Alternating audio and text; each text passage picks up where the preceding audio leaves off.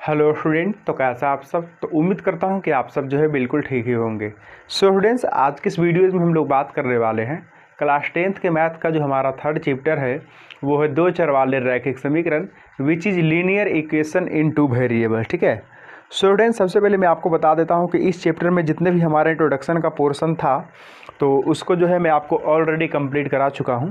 तो अगर आप उस वीडियोज़ को नहीं देखे हैं तो प्लीज़ आप जो है उन सब वीडियोज़ को पहले देख लो एंड देन उसके बाद जो है इस वीडियोज़ को देखना। ठीक है। क्योंकि इस वीडियोज़ में जो है हम लोग करने वाले हैं एक्सरसाइज का सॉल्यूशन।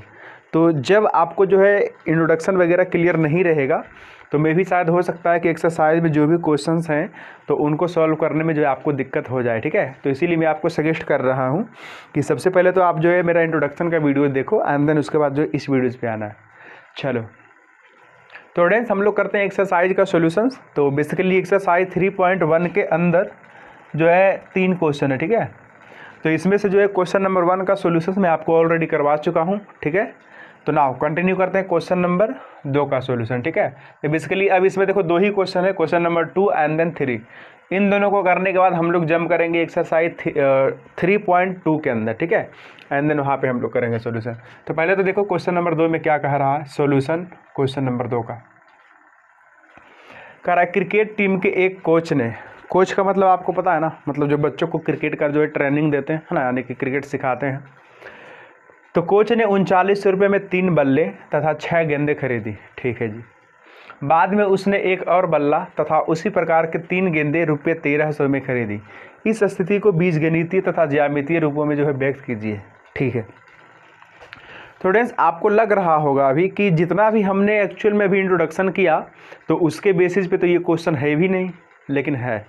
ये जो क्वेश्चन है ना ये भी हमारा दो चर वाले रैखिक समीकरण का ही है, बट ये जो है आपको शब्द में लिखा हुआ है एंड देन मैंने जो आपको बताया है वो एक्चुअल में मैंने आपको इक्वेशन यानी कि समीकरण के फॉर्मेट में बताया था। ठीक है। तो बेसिकली आपको क्या करना है इन क्वेश्चन को कि शब्द को पढ़ करके इसको समीकरण के रूप में कन्वर्ट करना है। ठीक है। एंड देन उन समीकरण को फिर हम हल करेंगे। तो बेसिकली अभी यहाँ पे हमें समीकरण को सबसे पहले कन्वर्ट करने के लिए आना चाहिए शब्द से पढ़ करके समीकरण में किस तरीके से करते हैं। तो ये जो है आपको हर एक बार जो है मैं आपको सिखाता रहूँगा। ठीक है। चलो, तो सबसे पहले तो आप देखो कि क्वेश्चन नंबर 2 में जो है ना इसमें हमें क्या ऐसा कुछ मान लेना चाहिए ताकि हमारा जो है क्वेश्चन ईजी हो जाए। इस क्वेश्चन को करने से पहले मैं आपको एक चीज़ बताता हूँ, बढ़िया चीज़। इसको जो है सबसे पहले आप देखो। ठीक है। जब भी आपको क्वेश्चन में ना 2 चीज़ें दिया हुआ रहेगा, कितने चीज़ें, 2 चीज़ें, एंड देन उन दोनों चीज़ों के बारे में अगर आपको जो है 2 बार कमेंट कर दे ना, मतलब उन चीज़ों के बारे में अगर आपको 2 बार कुछ कह दे तो समझ जाना कि उसका जो एग्जैक्टली आंसर जो भी होगा उसको हम फाइंड कर सकते हैं। जैसे एग्जाम्पल से समझो, मान करके चलो कि मैं कह रहा हूँ कि एक्स एंड वाई कोई 2 संख्या है, मतलब 2 चीज़ें ही है ना। तो एक्स एंड वाई क्या है, 2 संख्या है। इसके बारे में मतलब इन दोनों संख्याओं के बारे में मैं आपको 2 बार कमेंट कर रहा हूँ। क्या, तो मैं कह रहा हूँ कि इनका योगफल 9 है, यानी कि x + y बराबर कितना, 9। तो पहला बार मैंने कमेंट करा कि अच्छा ये जो 2 चीज़ें हैं बेसिकली 2 संख्या है तो इसका योगफल 9 है। एंड देन दूसरा बार मैं कमेंट कर रहा हूँ कि इन दोनों का गुणनफल यानी कि x × y जो है ना वो 20 है। ठीक है। तो देखो यहाँ पे इस तरीके से लेने से हमारा जो है ये 2 चर वाला रैखिक समीकरण का युग्म तैयार हो गया, मतलब जोड़ा। तो बेसिकली यहाँ से मैं आपको ये चीज़ सिखा रहा हूँ कि x और y मतलब जो भी चीज़ें हैं, तो बेसिकली यहाँ पे तो संख्या है ना, तो इन दोनों संख्या को हम फाइंड कर सकते हैं। क्यों, क्योंकि इन दोनों चीज़ों के बारे में मैंने आपको 2 बार कमेंट कर दिया। पहली बात कि दोनों का योगफल तो 9 है एंड देन दोनों का गुणनफल 20 है। ठीक है। हाँ, अब ये भले यहाँ पे आपको नहीं समझ में आएगा कि इसका जो है आंसर हम निकालेंगे कैसे, वो मैं आपको बताऊंगा किस तरीके से। मैंने आपको बताया ना समीकरण को हल करने का 4 तरीका, पहला ग्राफीय विधि, दूसरा प्रतिस्थापन, उसके बाद विलोपन एंड देन बीजगणित विधि। तो उन चारों तरीकों में से किसी को भी जब आप अप्लाई करोगे ना तो उसके बाद आंसर आएगा। ठीक है। तो बेसिकली यहाँ पे जो आंसर है ना, सपोज करो कि x = 5 एंड देन y = 4। ठीक है। सपोज क्या यही आंसर है, चेक कर लो। तो जब मैं x = 5 एंड देन y = 4 लूँगा ना तो 5 + 4 विच इज़ 9। ठीक है। And then 5 × 4 that means 20। तो ये जो वैल्यू है ना इन दोनों समीकरण को सेटिस्फाई करेगा, तो इसीलिए ही जो है हमारा इन दोनों का आंसर है। बट ये आया कहाँ से है, तो आप 4 में से किसी भी मेथड से सॉल्व करोगे इसको तो आ जाएगा। ठीक है। तो इसके अभी जो है मैंने आपको बताया ग्राफ विधि, तो ग्राफ विधि से जब आप इसको सॉल्व करोगे तो आंसर आ जाएगा। ठीक है। तो अब ध्यान से सुनो। तो फाइनली मैंने आपको क्या सिखाया, तो मैंने आपको यही सिखाया कि अगर क्वेश्चन में दो चीज़ रहेगा, दोनों चीज़ों के बारे में अगर दो बार कमेंट किया हुआ रहेगा, देन आप समझ जाना कि वहाँ पे जो एग्जैक्टली आंसर हम इसका निकाल सकते हैं। ठीक है जी। नाउ अब करते हैं क्वेश्चन। तो क्वेश्चन में क्या कहा था कि क्रिकेट टीम का जो है कोच है, ठीक है जी, और कोच क्या करता है कि 3900 रुपये में 3 बल्ला तथा 6 गेंद खरीदता है। कितना में? 3900 में। 3900 रुपया में यहाँ पे मैं लिख देता हूँ बैट एंड देन यहाँ पे मैं लिख देता हूँ बॉल। ठीक है जी। तो कितना बैट? तो बैट की संख्या 3 है एंड देन कितना बॉल? तो बॉल की संख्या 6 है। बाद में उसने एक और बल्ला तथा उसी प्रकार की 3 गेंदें 1300 रुपये में खरीदा, यानी कि अब की बार जो उसने 1300 रुपये खर्च किया। कितना रुपया? 1300। कितना बैट? तो एक बैट एंड देन 3 बल्ला, सॉरी एक बैट और बल्ला एक ही है ना, मतलब एक बैट एंड देन 3 बॉल के ऊपर जो है कितना खर्च किया? तो 1300। ठीक है जी। हाँ, और इस स्थिति को बीजगणितीय तथा ज्यामितीय रूप में जो है व्यक्त कीजिए। मतलब इसको जो है किस तरीके से लिखना है दो चर वाले रैखिक समीकरण में, वो चीज़ देखो। क्वेश्चन बड़ा ही सिंपल है। देखो क्वेश्चन में ये आपको पता चल रहा है कि बार बार देखो खरीदे जा रहा है और पैसा भी देते जा रहा है, और आपको पता भी नहीं है कि एक बैट और एक बॉल का कीमत कितना है। पहले मैं आपको जो कह रहा हूँ वो पहले ध्यान से सुनो। पहली बार जब कोच गया तो उसने जो है 3 बैट खरीदा एंड देन 6 बॉल खरीदा, कुल मिलाकर के उसने दे दिया 3900 रुपया। लेकिन क्या इस केसेज में मुझे पता है कि एक बैट का एंड देन एक बॉल का कीमत कितना है? नहीं पता। अगर पता होता तो वो आपको ये चीज़ नहीं बताता कि उसने जो 3900 रुपया दिया। उसको बताने का क्या ही ज़रूरत था। सपोज करो कि एक बैट का कीमत 20 रुपया है, एक बॉल का कीमत 30 रुपया है, तो उसने 3 बैट खरीदा तो कितना हो गया? 60 हो गया ना। 6 बॉल खरीदा 180 रुपया हो गया। इसको जोड़ लो तो बेसिकली जोड़ने के बाद जितना आता उतना रुपया दिया हुआ होगा। बट उसने अभी यहाँ पे ये नहीं बताया है कि एक बैट और एक बॉल का कीमत कितना है, बस खाली ये कह दिया है कि जो है 3 बैट खरीदता है, 6 बॉल खरीदता है एंड देन उसके लिए पैसा पे करता है 3900। सिमिलरली एक बैट एंड देन 3 बॉल के लिए पैसा पे करता है 1300। ठीक है जी। तो बेसिकली यहाँ पे जो मेजर पोर्शन है वो क्या है कि एक बैट एंड देन एक बॉल का कीमत है ना। अगर ये चीज़ मुझे पता चल जाए ना तो फिर तो क्वेश्चन इजी ही हो जाएगा, है कि नहीं। तो बेसिकली इसी चीज़ को जो है हमें पकड़ना है एंड देन इसी चीज़ को हमें मानना है कि चलो मानते हैं कि एक बैट एंड देन एक बॉल का जो कीमत है वो x रुपया है एंड देन y रुपया है। ठीक है, तो इस चीज़ को लिखेंगे तब क्वेश्चन सॉल्व होगा। ठीक है, तो यहाँ पे देखो ध्यान से, माना कि एक बैट तथा एक बॉल की कीमत x तथा y रुपया है। ठीक है जी। तो ध्यान से देखो, यहाँ पे मैं लिख रहा हूँ प्रश्नानुसार। प्रश्न में क्या कहा था कि पहली बार कोच जो है 3 बैट खरीदता है, तो सोचो एक बैट का कीमत x रुपया है, तो 3 बैट का कितना हो जाएगा? 3x हो जाएगा कि नहीं हो जाएगा? बिल्कुल। उसके बाद एक बॉल का कीमत y रुपया, देन 6 बॉल का कीमत कितना? 6 बाई, ये सब सबको पता चल रहा है ना। सपोज करो कि एक कलम का कीमत 2 रुपया, तो 3 कलम का कितना? 2 × 3 दैट में 6। तो इसी तरीके से सोचो कि एक बैट यानी कि एक बल्ला का कीमत है x रुपया, तो उसने खरीदा 3 बल्ला, तो 3 × x दैट मीन्स 3x। ठीक है जी। इसी तरीके से एक बॉल का कीमत y रुपया, तो 6 बॉल का 6 बाई। इन दोनों के ऊपर जो भी पैसा खर्च हुआ है ना, मतलब ये टोटल क्या है, तो ये बैट के ऊपर पैसा खर्च किया गया है, ये बॉल के ऊपर पैसा खर्च किया गया, तो ओवरऑल कितना पैसा खर्च किया गया? तो दोनों को मिलाने के बाद 3900 खर्च किया गया है। ये हो गया हमारा समीकरण नंबर फर्स्ट। क्लियर है सबको? कमेंट में लिखते चलो सबको क्लियर है ना। आगे बढ़ते हैं। अगेन एक बैट का कीमत कितना होगा? तो x रुपया होगा, क्योंकि वो तो मैं लिख ही चुका हूँ ना, एक बैट का कीमत x रुपया। एंड देन 3 बॉल का कितना होगा? तो एक बॉल का y रुपया, तो 3 बॉल का कितना? जल्दी से बोलो, 3 बाई। इन दोनों को जोड़ने के बाद कितना दे रहा है? तो 1300 दे रहा है। ठीक है जी। तो बेसिकली यहाँ पे 1300, और ये हो गया हमारा समीकरण नंबर 2। तो ये जो आप देख रहे हैं ये हमारा हो गया बीजगणितीय रूप। बीजगणितीय रूप किसका? तो मतलब ये जो क्वेश्चन कहा था उसका। ठीक है जी। तो बेसिकली हमने देखो बीजगणितीय रूप में जो है लिख दिया। ठीक है, एंड देन अब क्या करना है, इसका ज्यामितीय रूप मतलब कि इसका जो ग्राफ खींचना है। ठीक है, तो ग्राफ बेसिकली खींचना कैसे है तो मैंने आपको जो है सिखा रखा है ऑलरेडी इंट्रोडक्शन में। तो आप जो जल्दी से कमेंट करो कि क्या इन दोनों समीकरण का जो है आपसे जो है ग्राफ हो जाएगा, कमेंट करो।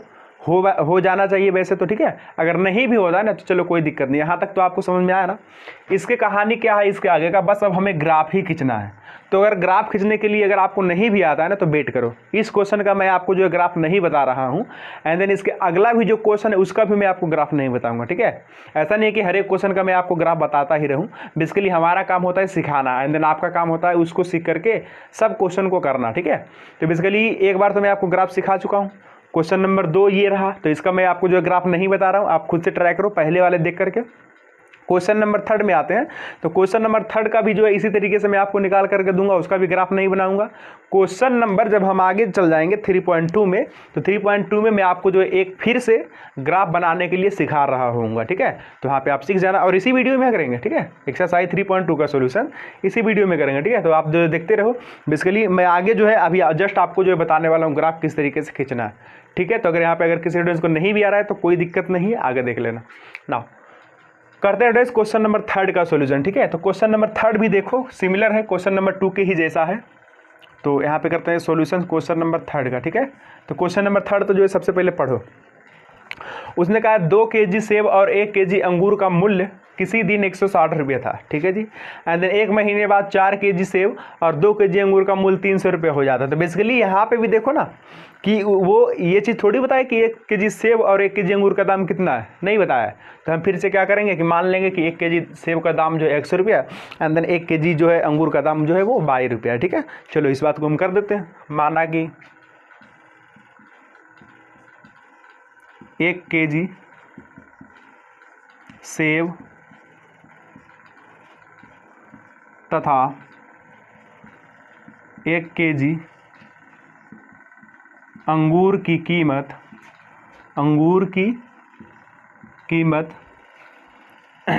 x तथा 22 रुपया है, ठीक है। मतलब बेसिकली 1 kg सेब का कीमत कितना है, 1 रुपया, एंड देन 1 kg अंगूर का कीमत कितना है, 22 रुपये, ठीक है। तो पहली बात उसने क्या कहा कि 2 kg सेब और 1 kg अंगूर, तो 2 kg सेब का कितना दाम होगा, 1 kg का 1 रुपया, तो 2 kg का 2x, ठीक है। तो यहाँ से मैं लिखता हूँ प्रश्नानुसार, ठीक है जी। चलो तो क्या होगा 2x, and then plus 1 kg अंगूर, तो 1 kg अंगूर का दाम वैसे भी कितना है 22 रुपया, तो 2x + 22 और टोटल कितना लगता है 160 रुपये, ठीक है। तो ये हो गया हमारा समीकरण नंबर फर्स्ट। कहीं पे कोई दिक्कत है बोलो, कमेंट में बोलो अगर दिक्कत है किसी स्टूडेंट को। तो ना आगे बढ़ते हैं। 1 महीने बाद 4 kg सेब और 2 kg अंगूर का मूल्य 300 रुपये हो जाता है, ठीक है जी। 4 kg सेब, तो 1 kg का दाम 1 रुपये, तो 4 kg का कितना 4x, एंड देन 2 kg अंगूर, ठीक है। 2 kg अंगूर का मूल्य 300 रुपया, मतलब 4 kg और 2 kg अंगूर, ठीक है। 4 kg सेब और 2 kg अंगूर, तो 4 kg का 4x एंड 2 kg अंगूर का 2/, एंड देन इन दोनों टोटल को मिलाकर के कितना हो जाता है, तो 300 रुपये हो जाता है, ठीक है। ये हो गया हमारा समीकरण नंबर 2। क्लियर। अब देखो बस हो गया हमारा ज्यामितीय रूप में, सॉरी बीजगणितीय रूप में, एंड देन इसको जो है आप कर लेना ग्राफ। क्लियर है, हो जाएगा सबसे ग्राफ, कमेंट करो सब फास्ट। तो ये हमारा हो गया, एंड देन इसका जो है ग्राफ बना लेना, ठीक है। चलो ना अभी देखो मैं आपको एक ग्राफ बना करके दिखाता हूँ एक्सरसाइज 3.2 के अंदर। चलो स्टूडेंट्स हमारा जो है हो गया एक्सरसाइज 3.1 के अंदर जितने भी क्वेश्चन थे उसका सॉल्यूशन जो है खत्म। ना करते हैं एक्सरसाइज 3.2 का। तो बेसिकली क्वेश्चन नंबर 1 हम पढ़ते हैं 3.2 का, ठीक है जी। इसको सबसे पहले मैं हटाता हूँ। तो अब जो है क्वेश्चन नंबर जो है क्या ही कह रहा होगा, ठीक है। 1 सेकंड रुक जाओ मैं देखता हूँ। तो क्वेश्चन में कह रहा है निम्न समस्याओं में से रैखिक समीकरण के युग्म बनाइए। मतलब बेसिकली जो भी उसने शब्द में लिखा है ना उसको क्या करना है कि 2 चर वाला रैखिक समीकरण बनाना है। युग्म मतलब होता है जोड़ा, है ना। और उनके ग्राफीय विधि से हल ज्ञात कीजिए, एंड देन इसको जो है ग्राफ बना करके इसका हल ज्ञात करना है आपको, ठीक है। चलो तो पढ़ते हैं। क्वेश्चन नंबर 1 में जो है बेसिकली 2 क्वेश्चन दिए गए हैं, ठीक है। तो हम जो है पढ़ते हैं क्वेश्चन नंबर 1 एंड देन करते हैं इसका सॉल्यूशन। तो क्वेश्चन नंबर 1 में क्या कह रहा है कि कक्षा 10 के 10 विद्यार्थियों ने एक गणित की पहली प्रतियोगिता में भाग लिया, ठीक है जी। यदि लड़कियों की संख्या लड़कों की संख्या से 4 अधिक हो तो प्रतियोगिता में भाग लिए गए लड़कों और लड़कियों की संख्या ज्ञात कीजिए। तो यहाँ पे हम लोग कर रहे हैं क्वेश्चन नंबर 1 का 1, ठीक है, एक्सरसाइज 3.2 के अंदर। देखो क्वेश्चन में कहा था कि कक्षा 10 के 10 विद्यार्थियों ने, क्लास 10th है और 10th में जो है 10 विद्यार्थी है। अब उस विद्यार्थी में ऐसा तो हो सकता है ना कि कुछ लड़के होंगे एंड देन कुछ लड़कियां होंगी, ऐसा तो नहीं सिर्फ लड़के ही होंगे, क्योंकि विद्यार्थी का मतलब है कि लड़के और लड़कियां दोनों, ठीक है। जब इसके लिए जो 10 स्टूडेंट है उसमें कुछ लड़के भी हैं एंड देन कुछ लड़कियां भी है, और 10 जो स्टूडेंट है एक गणित की पहली प्रतियोगिता में भाग लिया है, मतलब गणित का जो है वो क्या है तो क्यूज वगैरह है, तो उसमें जो भाग लिया है। और यदि लड़कियों की संख्या लड़कों की संख्या से 4 ज़्यादा है, और ये कह रहा है कि लड़कियों की जो संख्या है लड़का से कितना ज़्यादा है, 4 ज़्यादा है, ठीक है। तो उसके बाद उसने पूछा है कि तो प्रतियोगिता में भाग लिए गए लड़कों और लड़कियों की संख्या ज्ञात कीजिए। क्वेश्चन सिंपल है, देखो अब 10 विद्यार्थी है टोटल कितना विद्यार्थी है, 10 विद्यार्थी। तो इन 10 विद्यार्थी में तो लड़का भी और लड़की दोनों भी है ना। तो अगर मैं मान लूँ कि लड़का x है और लड़की y है, तो बेसिकली पहला रिलेशन मिल गया, लड़का अगर x है लड़की y है तो दोनों को जोड़ करके कितना है 10 है, तो ये हो गया पहला रिलेशन। मतलब फर्स्ट बार हमने लड़का लड़की के बारे में कमेंट करा कि इन दोनों का योगफल कितना है 10 है, क्योंकि 10 स्टूडेंट का आने का मतलब उसमें लड़का भी है एंड उसमें लड़की भी। दूसरी बार उसने कमेंट करा क्या कि लड़कों की जो संख्या है, सॉरी लड़कियों की जो संख्या है, तो लड़कियों की संख्या को हम मान रहे हैं 22, ठीक है जी। यहाँ पे मैं लिख देता हूँ सब कुछ, माना कि कक्षा 10 के लड़कों की संख्या x तथा लड़कियों की संख्या y है, ठीक है। तो बेसिकली कक्षा 10 में कितने स्टूडेंट है, टोटल 10 स्टूडेंट है।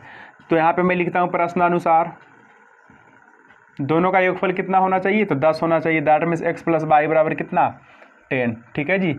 नाउ दूसरी बात उसने कहा है कि जो लड़कियों की संख्या दैट मीन्स 22, क्योंकि देखो ना लड़कियों की संख्या को हम 22 माने कि कितना लड़की है 22 लड़की, कितना लड़का x लड़का, तो लड़कियों की संख्या मीन्स 22 जो है लड़कों की संख्या से 4 ज़्यादा है, तो लड़कों की संख्या x एंड देन ज़्यादा का मतलब प्लस। इस स्टेटमेंट को ध्यान से देखो, 22 मतलब लड़कियों की संख्या, x मतलब लड़कों की संख्या। तो लड़कों की संख्या में जब हम 4 जोड़ते हैं ना तब लड़कियों की संख्या के बराबरी करता है। इसका मतलब कि जो लड़कियों की संख्या है वो 4 ज़्यादा है, किससे, तो लड़कों की संख्या से। क्लियर हुआ। चलो तो ये देखो हमारा 2 स्टेटमेंट हो गया है ना, मतलब x और y क्या है, तो लड़का और लड़की की संख्या है। तो इसमें जो है 2 रिलेशन मिल गया हमको कि दोनों का योगफल 10 है एंड देन y जो है x मतलब x के तरफ से जो है 4 जोड़ने के बाद इक्वल होता है, ठीक है। तो बेसिकली इस तरीके से कहने का मतलब कि देखो 2 कमेंट हमें मिल गया ना, जो रीजन मिल गया, तो इसका जो फाइनल आंसर हम निकाल सकते हैं। अब निकालना कैसे है, तो अभी मैंने आपको ग्राफ विधि से ही बताया है कि इसका आंसर कैसे निकालते हैं, तो उसने भी कहा ग्राफ से ही बनाना है। तो चलो इसको बनाते हैं। तो ग्राफ से बनाने के लिए हम क्या ही करते हैं, दोनों में से किसी एक समीकरण को सेलेक्ट करो। सबसे पहले करते हैं समीकरण फर्स्ट सेलेक्ट, ठीक है, फर्स्ट से। तो फर्स्ट में क्या है, x प्लस वाई बराबर 10 है ना, तो यहाँ से हम क्या करते हैं एक वैल्यू को अलग कर लेते हैं, एक वेरिएबल को। तो x बराबर हम लिख देते हैं 10 माइनस वाई। उसके बाद क्या करते हैं 2 ठो कॉलम बनाते हैं, ठीक है जी, यहाँ से x एंड देन यहाँ से वाई। वैल्यू किस में रखेंगे, तो जो जिस वेरिएबल बराबर हम निकालते हैं ना उसमें वैल्यू नहीं रखते हैं, बल्कि दूसरा में वैल्यू रखते हैं। तो वाई बराबर अगर मान करके चलो हम 3 लेते हैं तो x बराबर कितना होगा 7, वाई बराबर अगर 5 लेते हैं तो x बराबर कितना होगा 5, ठीक है। एंड देन अब आते हैं समीकरण सेकेंड से, ठीक है। तो सेकेंड देखो कितना है, वाई बराबर x प्लस 4, वाई बराबर x प्लस 4। तो ये तो ऐसे भी कॉलम हमारा बना हुआ है, ठीक है, मतलब इसमें सॉरी इसमें जो वेरिएबल अलग है ना, वाई बराबर x प्लस 4, वाई इसमें लगे, तो सिर्फ हमें जो है कॉलम बनाना है। वैल्यू किस में रखना है, तो x में रखना है। तो x बराबर सपोज करो 3, तो वाई बराबर कितना होगा 7, चेक कर लो, ठीक है। एंड देन x बराबर मान करके चलो 0 लेते हैं, x बराबर कितना 0, तो वाई बराबर 4 ही बनेगा। नाउ इसको हम लोकेट कर देते हैं, देन आपका जो आंसर मिल जाएगा। चेक करो कैसे,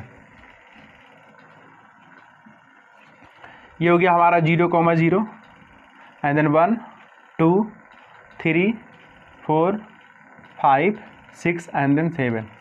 यहाँ पे आ जाओ 1 2 3 and then 4 5 and then 6 and then 7, ठीक है जी। नाउ अब देखो x बराबर 7 देन y बराबर 3, तो x बराबर 7 एंड देन y बराबर 3, ठीक है। तो ये रहा हमारा ये वाला पॉइंट, ठीक है। एंड देन x बराबर 5 देन y बराबर 5, सही है ना, हाँ बिल्कुल। x बराबर 5 तो y बराबर 5 कहाँ होगा, x बराबर ये 5 एंड देन y बराबर ये 5, ठीक है। तो इन दोनों पॉइंट को हम क्या करेंगे, कनेक्ट कर देंगे, ये रहा। तो ये जो लाइन है ये किसका लाइन है, लिख देना है यहाँ पे, तभी जो है आपको अच्छा मार्क्स मिलेगा। एक्स प्लस वाई बराबर 10, एक्स प्लस वाई बराबर 10, ठीक है जी। ना दूसरा समीकरण देखो, एक्स बराबर 3 देन वाई बराबर 7, एक्स बराबर 3 देन वाई बराबर 7। तो आगे बढ़ जाते हैं, यहाँ पे कहीं पॉइंट होगा, ठीक है, यही पॉइंट है, 3,7 है ये, है कि नहीं। चलो आगे बढ़ते हैं। एक्स बराबर 0 देन वाई बराबर 4, एक्स बराबर 0 है ना, वाई बराबर 4, ये वाला पॉइंट, ठीक है, इसको कनेक्ट कर देते हैं, ये वाला पॉइंट। तो ये जो लाइन है ना, ये लाइन कौन सा है, वाई बराबर एक्स प्लस 4, वाई बराबर एक्स प्लस 4, ठीक है। चलो देखो, दोनों लाइन जहाँ पे इंटरसेक्ट करता है ना वही हमारा सॉल्यूशंस होता है। मैं ये चीज़ आपको कई बार बता चुका हूँ, ठीक है। तो बेसिकली देखो, दोनों लाइन कहाँ पे इंटरसेक्ट कर रहा है, तो 3,7 पे, ठीक है जी। तो यहाँ से जो पहले वाला कोऑर्डिनेट होता है वो एक्स होता है, एंड देन जो सेकंड वाला होता है वो वाई वाला, ठीक है। सो एक्स बराबर 3 एंड देन वाई बराबर कितना, 7, एंड देन यही हमारा आंसर है। तो ये क्या आंसर है, तो ये वो आंसर है क्या हम मान रखे थे, चेक करो। एक्स बराबर लड़कों की संख्या एंड देन वाई बराबर लड़कियों की संख्या। तो नीचे लिख देना है कि अतः लड़कों की संख्या एक्स एंड देन लड़कियों की संख्या, मतलब एक्स बराबर कितना 3, मतलब लड़कों की संख्या 3 एंड देन लड़कियों की संख्या 7। अब चेक करो कि ये आंसर कैसा सही है। 3 लड़कों की संख्या, 7 लड़कियों की संख्या। तो पहला बार उसने कहा था कि दोनों का योगफल 10 है ना, मतलब लड़का और लड़की टोटल मिला करके कितना है, 10 स्टूडेंट है। तो 3 लड़का 7 लड़की कितना हो गया, 10 स्टूडेंट हो गया कि नहीं, बिल्कुल। दूसरी बात कि लड़कियों की जो संख्या लड़का से 4 ज़्यादा है, तो चेक कर लो, ये 7 है, ये 3 है, तो इससे 4 ज़्यादा नहीं हुआ, बिल्कुल, ठीक है। तो समझ में आ गया आपका इसका सोल्यूशन। तो इस तरीके से स्टूडेंट्स हम बनाते हैं ग्राफ किसी भी 2 अक्षर वाले रैखिक समीकरण के युग्म को, ठीक है। तो श्योर करता हूं कि आपको जो ग्राफ बनाने के लिए आ जाएगा, एंड देन शब्द वाले क्वेश्चन को पढ़ करके आपको जो है उसको समीकरण में बदलने के लिए भी आएगा, ठीक है। तो और भी क्वेश्चन है हमारे पास, ठीक है। तो ठीक है फ्रेंड्स, तो उम्मीद करता हूं कि आपको जो वीडियो अच्छा लगा होगा। तो अगर वाकई में आपको अच्छा लगा तो प्लीज़ वीडियो को लाइक कर दीजिए, एंड देन अगर आप इस चैनल पर नए तो प्लीज़ चैनल को सब्सक्राइब कर दीजिए, ठीक है। तो हम मिलते हैं फ्रेंड्स आपको नेक्स्ट वीडियो में, तब तक के लिए thank you, bye bye, all the best.